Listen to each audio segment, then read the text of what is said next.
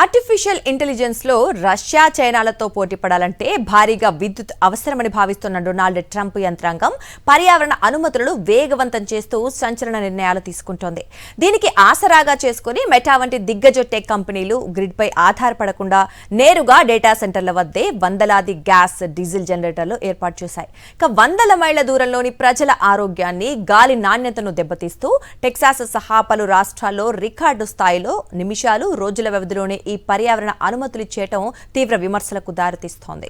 టెక్సాస్లోని L Paso నగరంలో meta సంస్థ 1.15 లక్షల కోట్లకు పైగా వ్యయంతో ఒక గిగావాట్ సామర్థ్యం గల భారీ డేటా సెంటర్ను నిర్మిస్తోంది. దీనికోసం దాదాపు 3 లక్షల ఇళ్లకు సరిపోయే విద్యుత్ను ఉత్పత్తి చేసేలా 813కు పైగా గ్యాస్ జనరేటర్లను ఏర్పాటు చేస్తున్నారు.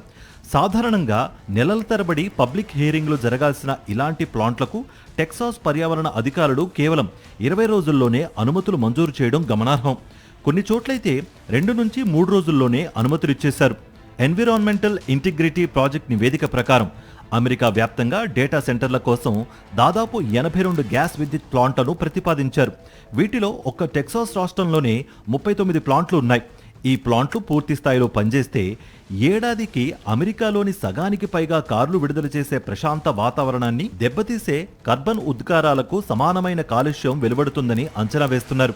ఈ గ్యాస్, డీజిల్ జనరేటర్ల వల్ల ఫార్మాల్డిహైడ్, నైట్రోజన్ ఆక్సైడ్లు మరియు పొగమంచు ఏర్పడి స్థానిక ప్రజల గుండె జబ్బులు, ఆస్తమా, ఊపిరితిత్తుల క్యాన్సర్ వంటి ప్రాణాంతక వ్యాధులు వస్తాయని నిపుణులు హెచ్చరిస్తున్నారు.